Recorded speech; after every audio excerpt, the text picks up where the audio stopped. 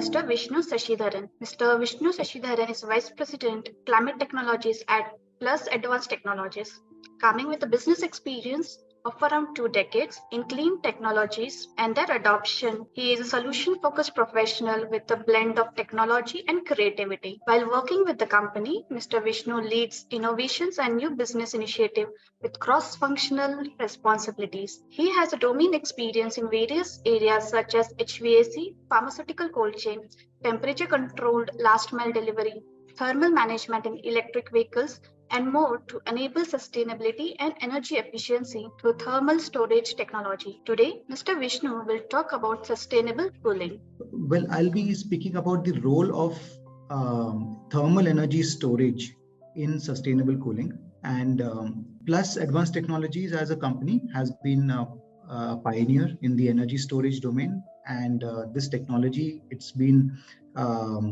have been working on this technology for over a decade. It had been in its nascent stage for a long time, but the increasing awareness on the energy efficiency, resource consumption reduction, etc., we see a faster adoption of thermal energy storage in the cooling space. To draw an analogy, thermal energy storage is what is equivalent to a lithium-ion battery for electric vehicle industry today. We talk about ICAP's goal of reducing refrigerant. If we have to draw an analogy of diesel or petrol to refrigerant, today we are replacing that with electricity and electric motors. The common element here is a storage mechanism. So for electricity, you can store lithium-ion battery, you can use or you can generate electricity by means of fossil fuels. For heating and cooling, what is the element that you can use? And that is where phase change material comes in. The advantage of phase change material is that these materials have a very large energy density to store heating or cooling in both areas. Today, I'll be speaking more on the cooling. This material is also has several cycles that it can work, which means reusability. Once you store in the energy, you can reuse and you can harness this energy over and over again. So drawing again an analogy of a lithium-ion battery, after a few years, you have to change a battery storage. Today, the industry is also debating on how the life cycle costs are going to be. In case of phase change material, these are materials made of organic materials, and the biggest advantage is these are repeatable in its cycle over 5,000 cycles, over 15,000 cycles. We're talking about more than a decade or 2 decades. So what are the drivers that enable or that push towards usage of energy storage? One is any application in cooling which reduces the dependency of power source. Today, for common power outage issues, we have backup generators, we have diesel generators, we have batteries. Now, for cooling, if cooling consumes or consists of 70% of your requirement, let's say for a cold warehouse, the cooling would be maybe 80% of the electricity consumption than lighting and other loads. If you talk about a commercial building, it's about the same percentage. So why use battery or a diesel generator if you have a technology where energy is stored in the same form? Here, there is no conversion inefficiencies. So that is one of the drivers. You can store cooling when cooling is available, or when electricity is available, or when power is available at a lower cost. You can store it in this medium and use this when the electricity is costly or when the power is unavailable. Thermal management to increase efficiencies.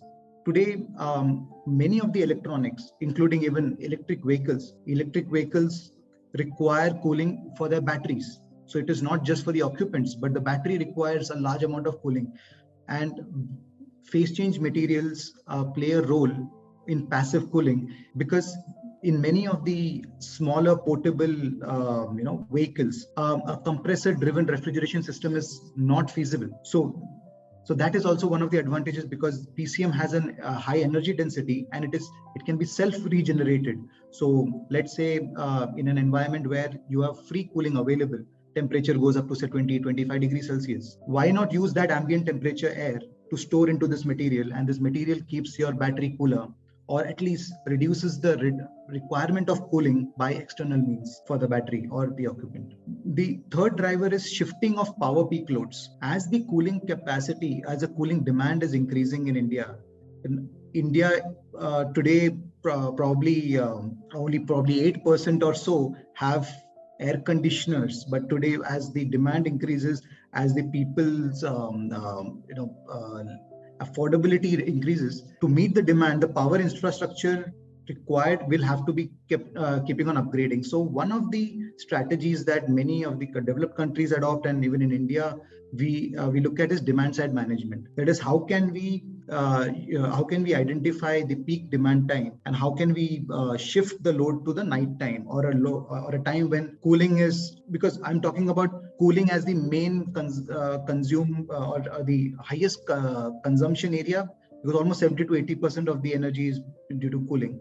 So if you have, when you have phase change materials or thermal storage, you can store it in the night time, store it during the time when the tariffs are lower, and use it during the daytime. So in a commercial building, you can reduce your chiller capacity as much as 40 to 50% by a hybrid strategy of using PCM plus chiller. Then coming to backup for critical temperature applications. So in critical temperature applications, we talk about data centers, we talk about clean room systems, hospitals.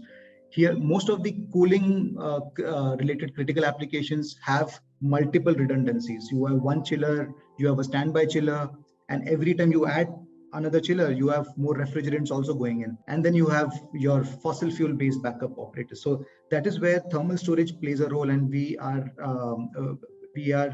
trying to solve for this issue. The last driver is promoting renewable energy. So while we all know about solar PV panels, we know about tidal energy, we know about wind energy, the common energy generation, the form of energy is electricity. But while the final energy that we need, the energy in the form that we need, is thermal. So when you have, say, a solar cold room wherein the solar PV is supposed to generate electricity for cooling, 80% of its requirement is cooling, then why have an electric battery? And that itself reduces the cost significantly. The capex cost reduces. Because the cycling of the PCMs are much larger, the life of the product, the system, is also way higher. So these are the drivers of using energy storage. Thermal energy storage can be designed for various temperatures, and this would offer you a glimpse of the range at which we operate, where as low as minus 75 degrees Celsius.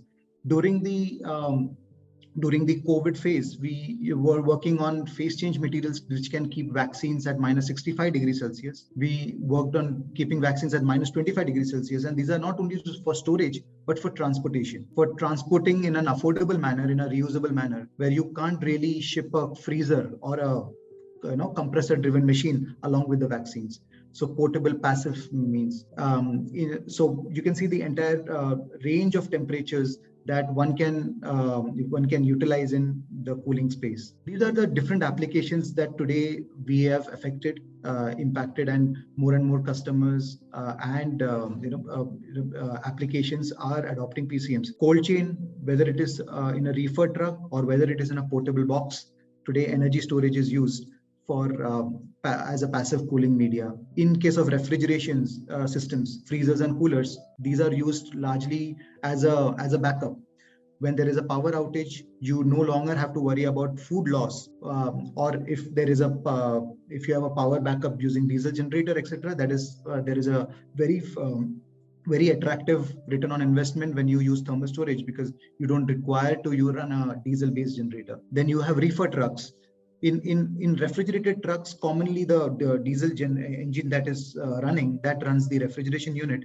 So by means of using phase change material, what we enable is electrification of the refrigeration point. So that itself reduces almost 50% of the requirement of diesel, so that the truck can be charged, or the PCM can be charged in the night time, and during the daytime during the deliveries, you can use the PCM's energy.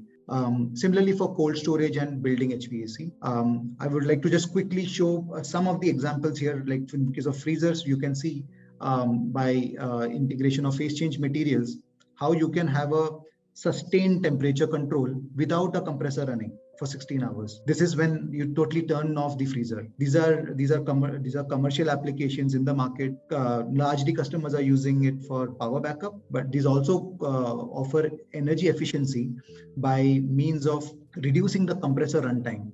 So let's say if there is no power outage issue and the compressor, because you are enveloping the freezer with insulation and phase change material, what happens is there is a very good thermal efficiency that comes in, and because of which the compressor, which cuts in cuts out very frequently, that reduces to up to 20 to 30%. This is another advantage of using PCMs in refrigeration systems. I was talking about renewable energy, extension of using renewable energy in in regions where the energy is deficit. Solar cold rooms have been deployed using phase change materials and solar PV panels, and these are portable cold rooms which run completely off grid, and it just requires about 6 hours of sunshine, and you have all the energy stored in phase change material, and this cold room runs at for the rest of the 16 hours in the night time.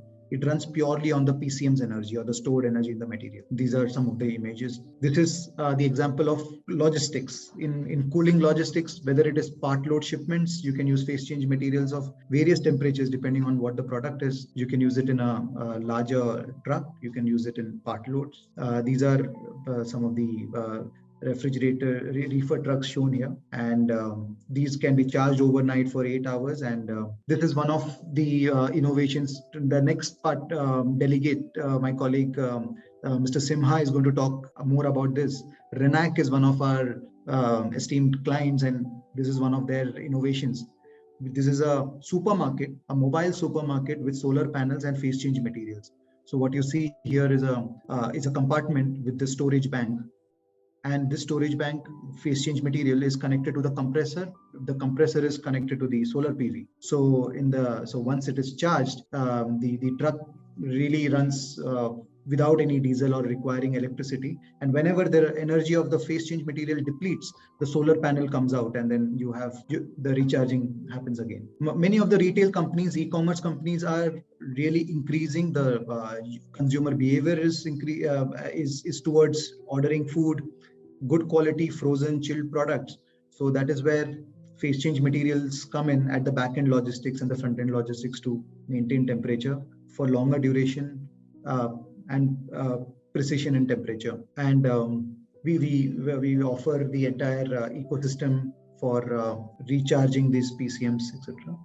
So I think I'll end my presentation here, and we'll be open to any questions if any.